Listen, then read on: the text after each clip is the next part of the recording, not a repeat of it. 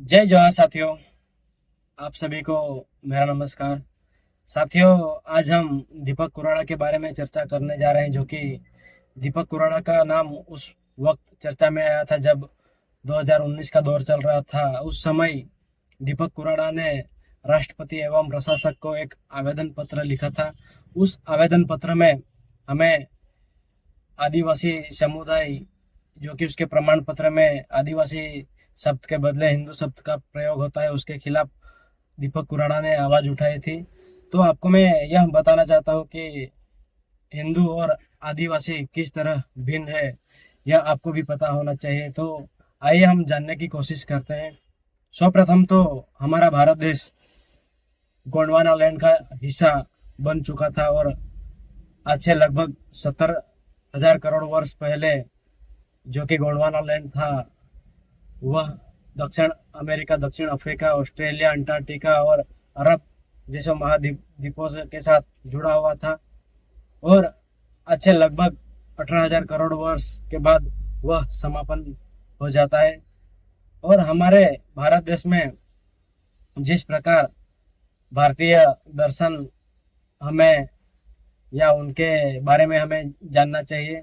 भारतीय दर्शन जो कि सर्वप्रथम तो भारत देश में सभ्यता का विकास हो जाता है, उसके विकास के बाद हमें सिंधु घाटी की सभ्यता हमें सर्वप्रथम नजर आती है। उसके बाद आर्यों का आगमन होने से हमें वैदिक काल या वेदों का काल भी कहा जाता है। वह या उनके आने से उनके खिलाफ चरवाक, बौद्ध, जैन यह धर्म खड़े हुए।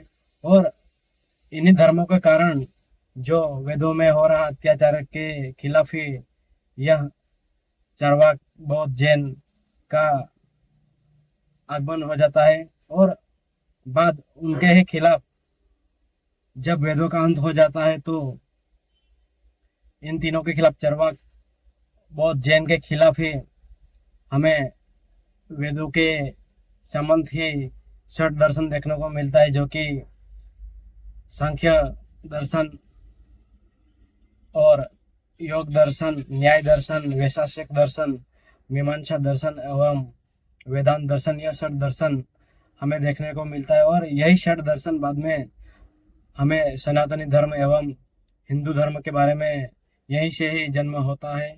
शायद यही कहते हैं कि यही षट दर्शन जो हिंदू धर्म एवं सनातनी धर्म का आगमन हो जाता है। और 6वीं शताब्दी में हम देखें तो यानी कि ईसा पूर्व से पहले यह जो तीनों धर्म, जो कि चरवाक, बौद्ध और जैन धर्म वेदों के खिलाफ थे, बाद में उनके खिलाफ ही यह षट दर्शन ही हमें देखने को मिलते हैं, जो कि उसके बाद में बौद्ध, जैन और चरवाक का सफाया हो जाता है। जिसके चलते बाद में हम 13वीं शताब्दी आते आते यहाँ पर भारत देश में इस्लामिक धर्म का आगमन हो जाता है। उसमें यह जो वेदांत वेदांत दर्शन था, वह 3 भागों में विभाजित हो जाता है। जैसे कि एक तो महाउपनिषद, और दूसरा गीता, और तीसरा ब्रह्म सूत्र के रूप में यह वेदांत दर्शन प्रचलित हो जाता है। जिसके चलते हम यह और आगे की ओर जाते जाते यह भी 2 भागों में विभाजित हो जाता है, जो कि एक अद्वैत विभाग, अद्वैत वेदांत, और उसके जो रचनाकार थे वो आचार्य शंकराचार्य थे। और दूसरा जो था वह वैष्णव वेदांत था, जिसके रामानुज आचार्य, और बाद में हम आधुनिक तौर पे महात्मा गांधी को देख सकते हैं।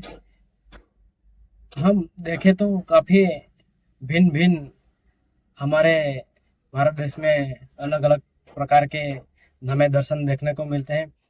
बाद में जैसे ही 17वीं और 18वीं सदी आते आते हमें भारत देश में एक और दर्शन देखने को मिलता है, जो कि ईसाई धर्म ईसाई दर्शन हमें देखने को मिलता है। उस ईसाई दर्शन के बाद उन्होंने जो बिखरा बिखरा हुआ दर्शन था उन्होंने एक करने का निर्णय लिया, और तब जब उनकी गिनती होने लगी तब ये जो पूरे दर्शन थे, जैसे कि षट दर्शन एवं जैन, बौद्ध, चरवाक, और उसी में हमें बाद में सिख धर्म भी, यानी कि उनके खिलाफ ही वेदों के खिलाफ ही सिख धर्म का आगमन हो जाता है, तो उनको भी बाद में हिंदू धर्म के रूप में माना जाता है, और यहीं से हिंदू लिखवाना जारी हो जाता है, जिसके चलते आज उनका जो कानून है वह हिंदू लॉ के तरह चलता है। और इसमें हिंदू लॉ में आदिवासियों का लॉ, यानी कि आदिवासियों का कानून अलग ही रखा गया है। जब 1880 से लेकर 1961 तक आदिवासियों का गिनती अलग से की जाती थी, तब आदिवासियों को आदिवासी ही कहा जाता था। और जैसे ही हमारा भारत देश आज़ाद हुआ और 1961 तक आते आते आदिवासियों का जो धर्म कोड था, यानी कि जो कॉलम था, वह रद्द किया जाता है, जिसके चलते आदिवासियों को या तो हिंदू या ईसाई धर्म अपनाने को मजबूर किया जाता था। तो किस प्रकार हमें आदिवासियों को धर्मांतरण के और ले चले और हमें मजबूर किया गया है। हम या हमारे आदिवासियों को तब से, जब भारत देश में से सर्वप्रथम पहले तो आदिवासियों का स्थान हुआ करता था, उस तब से लेकर आज तक, यानी कि भारत देश आज़ाद होने के बाद भी आदिवासियों को मुख्य रूप से बाहर लाया नहीं गया है, और आज तक उनको अत्याचार एवं शोषण होता ही रहता है। तो मैं आपसे यह कहना चाहता हूँ कि आदिवासियों को मुख्य धारा से जोड़ा जाए और आदिवासियों को अनेक से विकास के रास्ते दिखाए जाए। और यह आपको जानकारी कैसी लगे कमेंट में आप लिख लेना। जय हिंद, जय जवाहर।